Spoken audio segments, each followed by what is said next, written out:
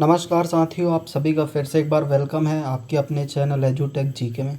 और आज हम लेके आए हैं 29 सितंबर 2021 के 10 बहुत इंपॉर्टेंट करंट अफेयर के साथ जीके के भी क्वेश्चन बनेंगे, उसको भी हम साथ में कवर करते चलेंगे। वीडियो में अंत तक ज़रूर बने रहिए। चलिए शुरुआत करते हैं आज के 29 सितंबर 2021 के करंट अफेयर का। पहला करंट अफेयर है, हाल ही में ऑडिट ब्यूरो ऑफ सर्कुलेशन का प्रमुख किसे चुना गया है? तो किसे चुना गया? देवव्रत मुखर्जी जी को ऑडिट ब्यूरो ऑफ सर्कुलेशन का प्रमुख चुना गया है। ऑडिट ब्यूरो ऑफ सर्कुलेशन क्या है? एक non profit circulating auditing organization है। फिर से सुनिएगा, समझिए इस बात को। Non profit circulating auditing organization है। ये काम क्या करती है? ये सर्टिफाई और ऑडिट का काम करती है। सर्टिफाई और ऑडिट का काम करती है। कहाँ का सर्टिफाई और ऑडिट का करती है ये जानिए। ये मेजर पब्लिकेशन इंक्लूडिंग न्यूज़पेपर और मैगज़ीन, जो बड़े बड़े पब्लिकेशन हैं, न्यूज़पेपर एजेंसियां हैं, मैगज़ीन हैं, उनके ऑडिटिंग और सर्टिफिकेशन का काम ऑडिट ब्यूरो ऑफ सर्कुलेशन करता है। तो इसके प्रमुख किसे चुना गया है? इनके प्रमुख हैं देवव्रत मुखर्जी। हाल ही में T20 प्रारूप में 10,000 रन बनाने वाले पहले भारतीय बल्लेबाज कौन बन गए? तो विराट कोहली T20 प्रारूप में 10,000 रन बनाने वाले पहले भारतीय बल्लेबाज बन गए हैं। मतलब इनसे पहले कोई भी 10,000 रन अभी तक T20 सेशन में कंप्लीट नहीं किया। विराट कोहली जी की बात करते तो ये इंडियन क्रिकेटर है, साथ ही में इंडियन नेशनल टीम के कैप्टन भी हैं, और ये घरेलू टूर्नामेंट जो भारत का होता है IPL, उसमें RCB royal challenger Bangalore team के कैप्टन भी हैं।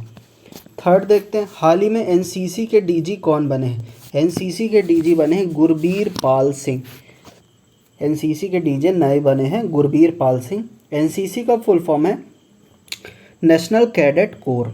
नेशनल कैडेट कोर जो कि भारतीय सशस्त्र बल की एक युवा शाखा, भारतीय सशस्त्र बल की एक युवा शाखा है, और जिसका मोटो है एकता और अनुशासन। इसका मोटो है एकता और अनुशासन। गुरबीर पाल सिंह 34वें नंबर के DG बने हैं। इसका फाउंडेशन कब हुआ NCC का? तो 16 अप्रैल 1948 को इस NCC का गठन हुआ है, फॉर्मेशन हुआ है, और वर्तमान में अभी इसका हेडक्वार्टर है न्यू दिल्ली में। नेक्स्ट देखते हैं, हाल ही में पूरी तरह से सौर ऊर्जा से संचालित होने वाला पहला स्टेशन कौन सा बना है? तो चेन्नई सेंट्रल रेलवे स्टेशन सौर ऊर्जा से संचालित होने वाला पहला स्टेशन बन चुका है। मतलब सोलर एनर्जी से जो भी यहाँ की खपत होगी, इलेक्ट्रिक एनर्जी की खपत होगी, उसको सोलर एनर्जी द्वारा पूरा कंप्लीट किया जाएगा। वर्तमान में रेल मंत्री हैं अभी अश्विनी वैष्णव रेल मंत्री हैं, और जो चेन्नई है वो तमिलनाडु की कैपिटल है। नेक्स्ट देखते हैं, हाल ही में उत्तर भारत का सबसे बड़ा पाम टेम का उद्घाटन कहाँ हुआ? उत्तर भारत का सबसे बड़ा पाम टेम का उद्घाटन हुआ है उत्तराखंड में। अब ये कहाँ पर हुआ उत्तराखंड में? तो ये हल्द्वानी एरिया में हुआ है, जो कि नैनीताल डिस्ट्रिक्ट में आता है। नैनीताल जो ज़िला है उत्तराखंड का, ये वहाँ पर जो हल्द्वानी एरिया है वहाँ पर पामटेम आता है। और ये पामटेम क्या? पामटेम एक पेड़ की किस्म है। एग्ज़ाम में पूछा जा सकता है पामटेम किसका प्रकार है? तो पामटेम एक पेड़ की किस्म है या पेड़ का प्रकार है। नेक्स्ट देखते हैं, हाल ही में आकाश प्राइम मिसाइल का सफलतापूर्वक परीक्षण कहाँ हुआ? तो आकाश प्राइम मिसाइल का सफलतापूर्वक परीक्षण उड़ीसा में हुआ है। आकाश की बात करते हैं तो एक मीडियम रेंज मिसाइल है, जो कि सरफेस टू एयर वर्क करती है। किस तरीके की मिसाइल है? सतह से हवा या सरफेस टू एयर। और आकाश प्राइम मिसाइल को डिज़ाइन किसने किया है? तो इसे DRDO ने डिज़ाइन किया। Defence research and development organization, defence research and development organization ने इसे डिज़ाइन किया है। प्रोड्यूस कौन किया है इसे? तो भारत डायनेमिक लिमिटेड ने आकाश मिसाइल को प्रोड्यूस किया है, और इसको बनाने में जो लागत आई वो 2 करोड़ रुपए की आई है। उड़ीसा की बात करते हैं तो उड़ीसा के वर्तमान में अभी गवर्नर कौन है? तो गणेशी लाल इसके गवर्नर हैं, और CM है इसके नवीन पटनायक। उड़ीसा राज्य का गठन कब हुआ? तो 1 अप्रैल 1936 को राज्य का गठन हुआ है। कैपिटल और लार्जेस्ट सिटी जो है, मतलब राजधानी और सबसे बड़ा शहर जो है उड़ीसा का, वो है भुवनेश्वर। विधानसभा सीटें 147, लोकसभा सीटें 21, और राज्यसभा सीटें हैं 10। नेक्स्ट देखते हैं, हाल ही में आरबीआई ने किस बैंक पर 2 करोड़ रुपए का मौद्रिक जुर्माना लगाया है। 2 करोड़ रुपए का आरबीआई ने किस बैंक पर लगाया है, तो ये आरबीएल बैंक पर लगाया है। आरबीआई के बारे में थोड़ा सा फैक्ट जानते हैं।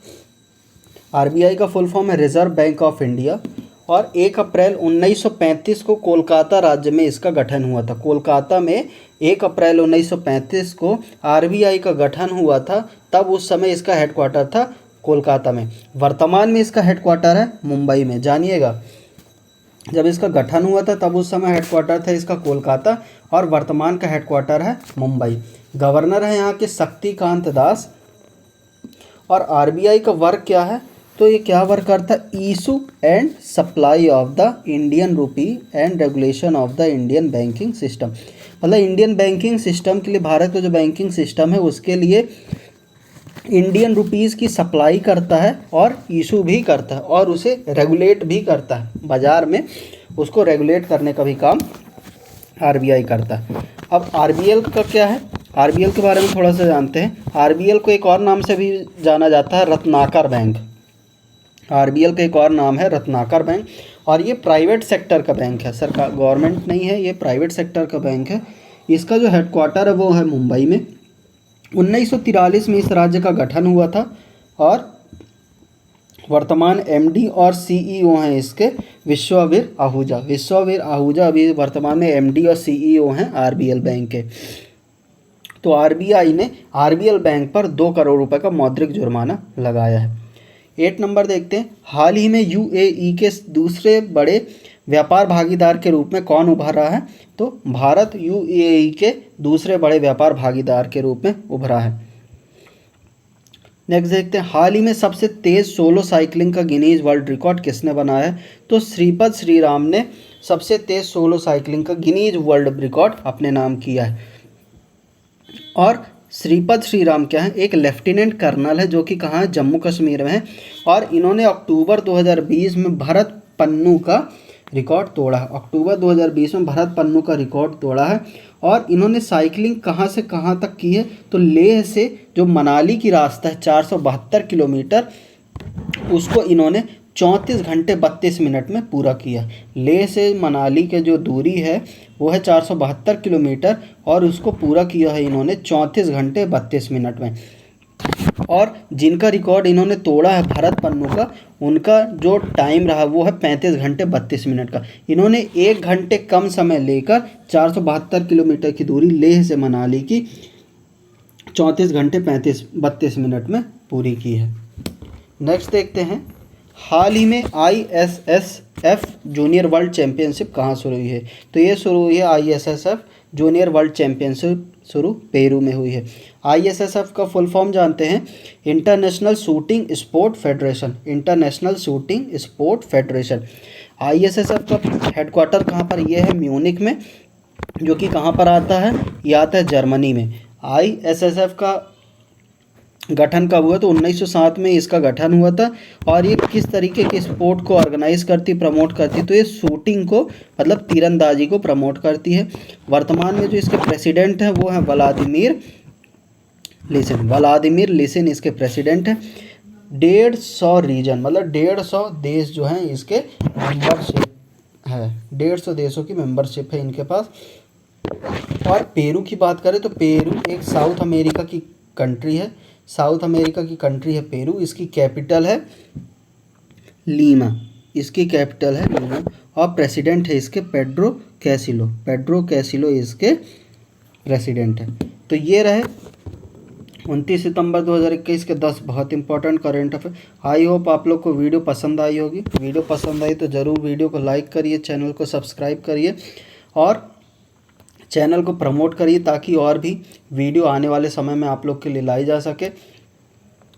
और आने वाले एग्ज़ाम की आप लोग तैयारी करते रहिए, इसके नोट्स बनाइए। नोट्स बनाने से आपको ये प्रॉफिट होगा कि इसका रिवीजन एग्ज़ाम के समय बहुत जल्दी हो जाएगा। तो चलिए मिलते हैं नेक्स्ट वीडियो के साथ 30 सितंबर 2021 के करंट अफेयर के साथ। तब तक सभी को गुड डे।